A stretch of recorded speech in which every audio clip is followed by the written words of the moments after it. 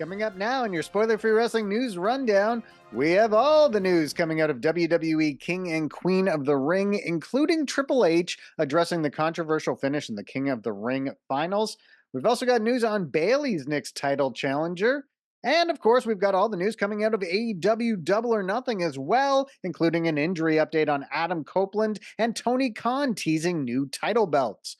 We've also got injury updates on Julia, Shotzi, and much more.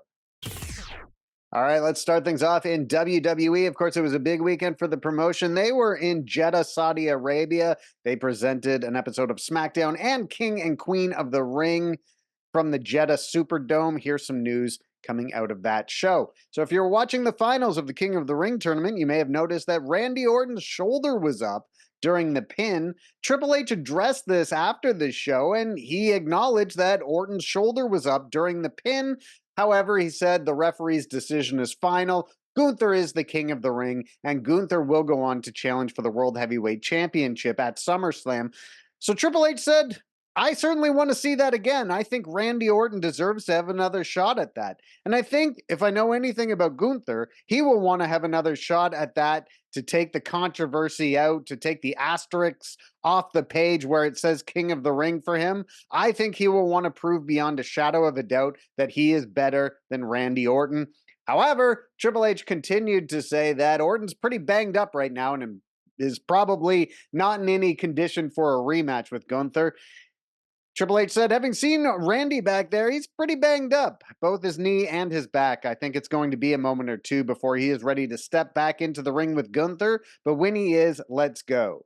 So the gist of that is, the decision is final. Gunther is the King of the Ring, but expect a Gunther versus Randy Orton rematch when Orton is healthy enough to return. Another controversial ending to a match from King and Queen of the Ring saw Liv Morgan win the World Women's Championship. She defeated Becky Lynch for that. Now, Liv Morgan got a little help from Dominic Mysterio during the match, albeit it may have been unintentional help, I think. So in a pre-show segment, Dominic told Liv Morgan that he'd flown all the way to Saudi Arabia just to prevent her from winning Mommy's title. Dominic then came out during the match, tossed a chair into the ring, seemingly giving it to Becky to use on Liv.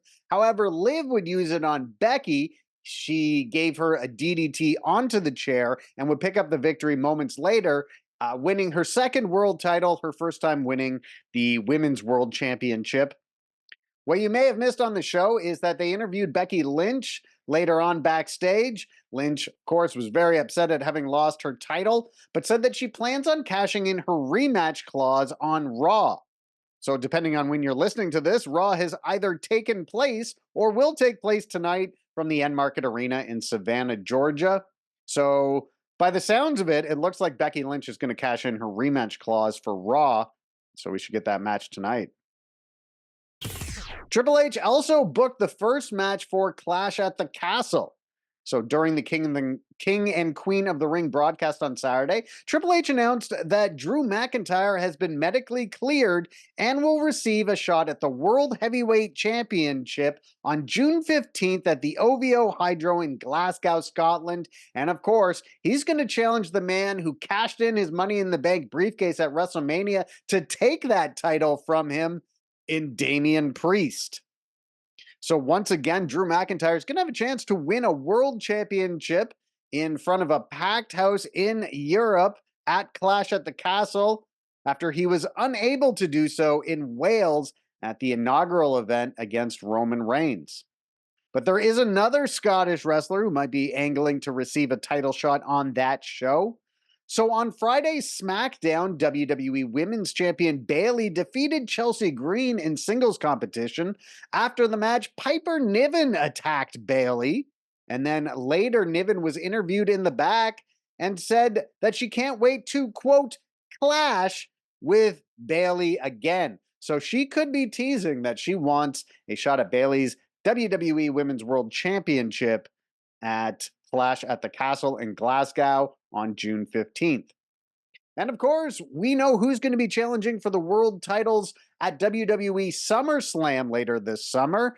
as it was announced before the King and Queen of the Ring that the winners of those two tournaments would go on to receive a title shot against their brand's champion at SummerSlam. So now with Gunther winning the King of the Ring, he's in a position to challenge for the World Heavyweight Championship at SummerSlam. And Nia Jax winning the Queen of the Ring, she now earns a chance to challenge for the WWE Women's Championship, whether that's Bayley, whether that's Piper Niven, who knows, at SummerSlam.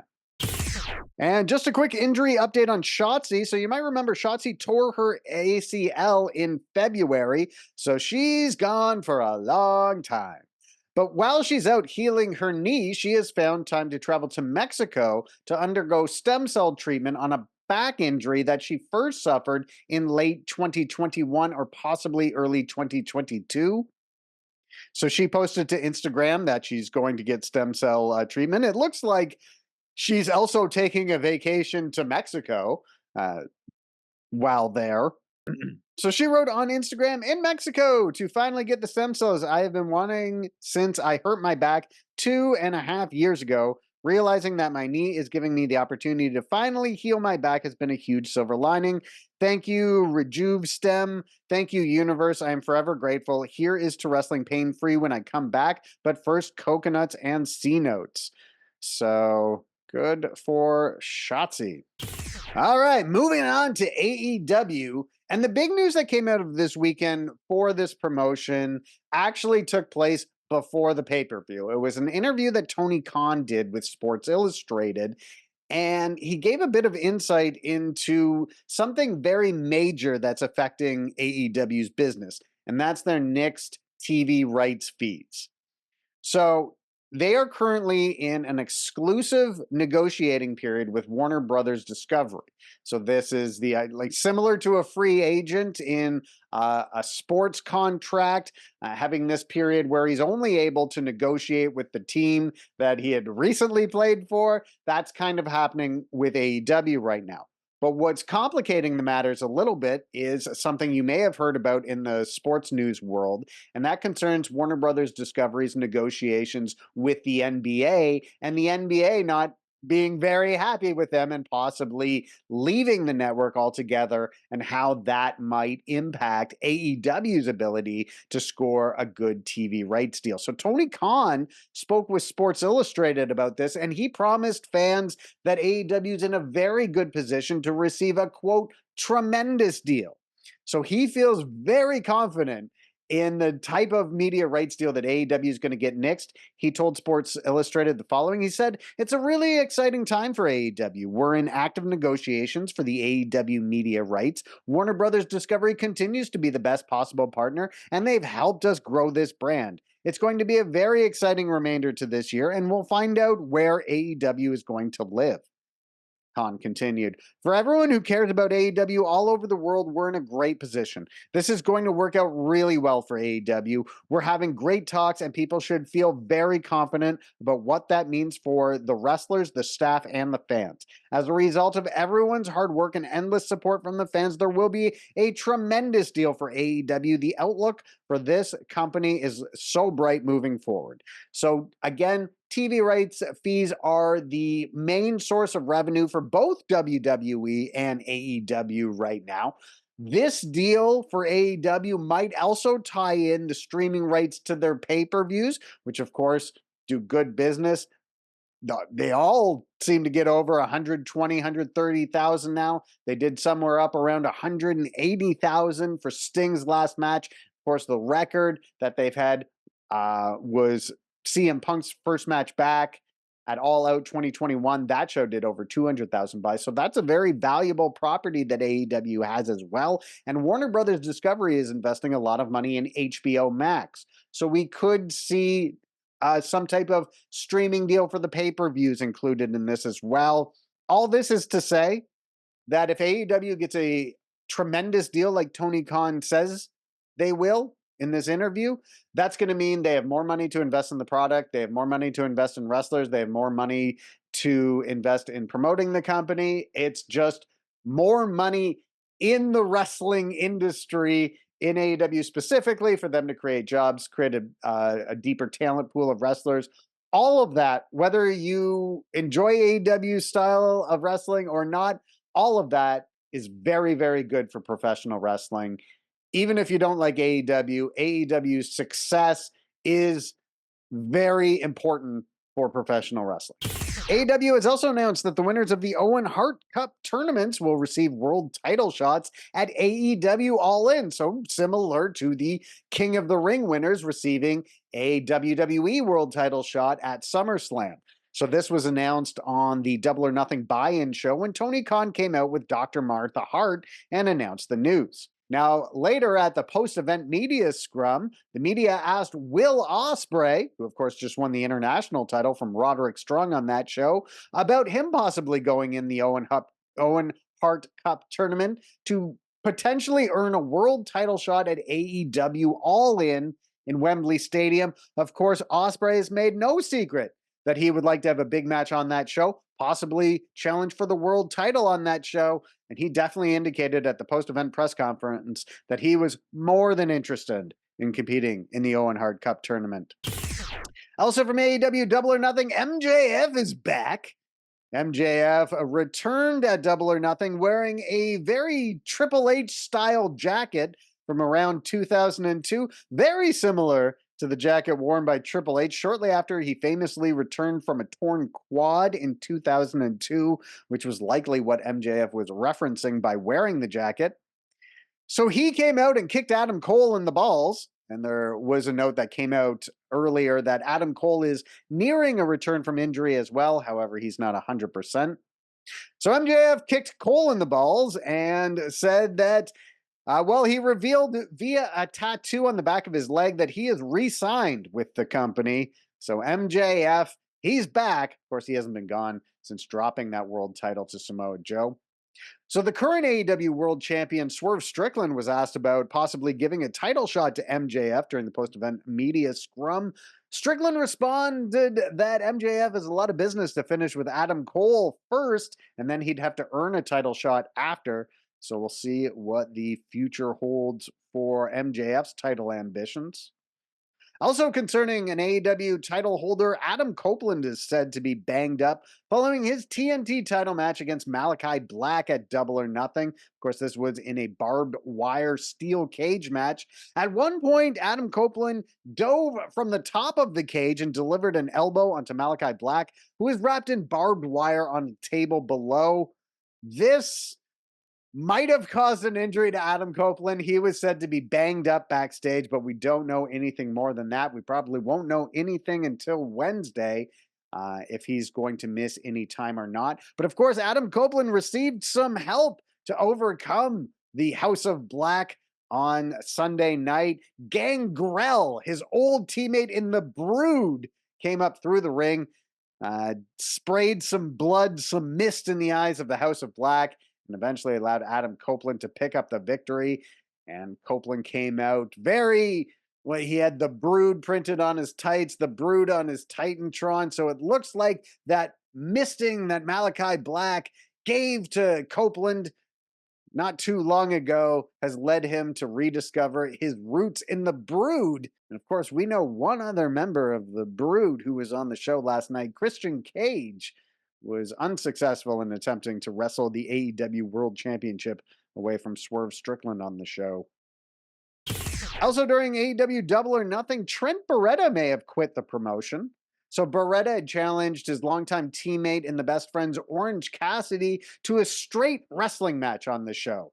And Beretta was fairly confident going in, but it would be Orange Cassidy who picks up the win by countering a pinning combination into his own pinning combination, and Beretta was distraught after. He pushed away Rocky Romero and then could be heard saying, he's done with this. And then he walked out through the crowd rather than going to the back. So we'll see what the future holds for Trent Beretta. Okay, so here's what we know about upcoming challengers for titles in AEW coming out of Double or Nothing. So they announced a Casino Battle Royale will take place on Wednesday's show, with the winner of that match challenging Swerve Strickland at Forbidden Door at the end of June. They've also announced that the Owen Hart Cup, with the tournament concluding in July when AEW runs Calgary, the winner of that will challenge for the title at AEW All In. Now, concerning the AEW Women's World title, we know that the winner of the Women's Owen Hart Cup will challenge for the title at All In. Concerning who Tony Storm gives a title shot to next, however, there's no shortage of contenders, but one possibility is Deonna Purrazzo getting another shot at the title. She defeated Thunder Rosa on the buy-in, albeit using underhanded tactics. Purrazzo grabbed onto the ropes during the pin, but that could possibly put Purrazzo in a spot to challenge for the title. She's already done so, but perhaps she earned another title shot. We'll just have to see. And of course, Maria May's win-loss record, she defeated Layla Hirsch on Collision, could possibly put her in a position to challenge for a title soon. Although, does she want to challenge her mentor for the world title, or does she perhaps want to challenge Mercedes Moné for the TBS championship? Speaking of Monet and the TBS Championship, she, of course, won that title from Willow Nightingale on the pay per view. And after the show, she called Nightingale the best wrestler she's ever been in the ring with. Now, Nightingale could be in a position to get another crack at the title, as they are now 1-1 against each other. But Nightingale might have her hands filled with Chris Statlander and Stokely Hathaway. Statlander and Hathaway turned on Nightingale after the match, so it looks like they could be moving into a rivalry. So if Nightingale is out of the way, that does mean the challengers list for Monet is wide open currently. Post-event press conference, however, she asked Tony Khan to search Japan for a suitable challenger for her title at Forbidden Door. So we'll just see who Tony Khan finds for Monet. And as previously mentioned, Adam Copeland is banged up coming out of Double or Nothing. Now that he is embracing his Brood heritage, not really sure what's next for him. It's not clear if he's finished with the House of Black or if we could get some rivalry between the Brood and the House. We'll just have to wait and see what is next for Adam Copeland. As for the World Trios Champions, the Bang Bang Gang got Juice Robinson back at Double or Nothing. He helped them retain over Death Triangle. In terms of who could be next for them, I could see Death Triangle getting another shot at the titles. Also, the Acclaimed, the former champions, the Acclaimed, they defeated the Cage of Agony on the buy-in, possibly putting them in contention for another title shot. Also, you've got the Blackpool Combat Club, the House of Black, could possibly be in the mix as well. As for the FTW champion Chris Jericho, he enlisted the help of bounty hunter Brian Keith to retain his title against Hook and Shibata at Double or Nothing. But something tells me Hook isn't done trying to regain his championship. And then we've got the IWGP World Heavyweight Champion Jon Moxley. Of course, that's a New Japan Pro Wrestling title, and he's going to defend it next on June 9th at New Japan Pro Wrestling's Dominion against House of Torture's Evil. And then as for the Elite, of course, the Young Bucks are the World Tag Team Champions, and Kazuchika Okada is the Continental Champion. And Jack Perry appears to be moving up the rankings as well, possibly earning a title shot in the near future.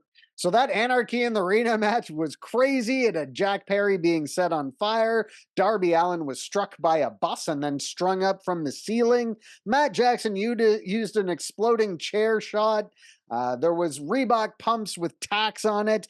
But in the end, it was Jack Perry getting the pin on Bryan Danielson and seemingly having put himself in a good position to challenge for a title soon. So it does seem like maybe we could get Jack Perry versus Bryan Danielson or Jack Perry versus somebody big. I feel confident Jack Perry is going to get a match against a highly ranked opponent next. And that could put him in a position to challenge for a title. It was revealed on Monday that Mark Henry will not be returning to the promotion. He is, of course, a co-host on Busted Open Radio. And he revealed that his contract with AEW expires on Tuesday, so May 28th, and that him and the company have mutually agreed to part ways. He says he's leaving on a positive note and plans to stay involved in wrestling. So he said on the show, "My contract with AEW is set to expire tomorrow, the 28th. And today, of course, is the 27th. So I wanted to address the matter. And Tony Khan said at the press conference that he was very happy and proud of what we did together, and I feel exactly the same way. I appreciate everything that happened at AEW with Tony Khan and the Khan family. I had a great experience, and I do feel like that it's time for me to take more time to handle the markhenry.com and the remarkable brand and focus that attention on what my next steps are. and I'm not going to be renewing my deal. And I think that, it's a mutual thing. If I can't dedicate 100% of myself, then it's only fair for both parties to end the relationship on a positive note. And like I said, it's been nothing but positive. So Mark Henry, last day with AEW is today. His contract expires tomorrow. And finally, just a quick note from Marigold. Julia has elected to undergo surgery for the wrist injury she suffered on Monday at Marigold Fields Forever. That was Marigold's debut show in Korakuen Hall. So Julia later told Tokyo Sports that she suffered the injury just 5 minutes into the main event of that show. So she also missed Marigold's 2 shows on Sunday. They had an afternoon show and an evening show in Tokyo, but she did appear in front of the live crowd and apologized for not being able to wrestle. So the Tokyo Sports article was printed shortly after those shows, and Julia revealed that she was told the fastest route to get her back in the ring and cleared in time to face Saray at Marigold Summer Destiny on July 13th at Sumo Hall is for her to have surgery. So she told Tokyo Sports, and this is through a translator, that day my arm bent in the opposite direction and as a result I broke a bone. I was told that surgery would be the fastest recovery. And so currently the idea is that she's going to be healed and ready to go to wrestle a Saray in the main event of Marigold Summer Destiny on July 13th in Sumo Hall. And that's going to do it for this video, everyone. Make sure that you hit the subscribe button, the like button, and the notifications bell, and we'll see you again next video.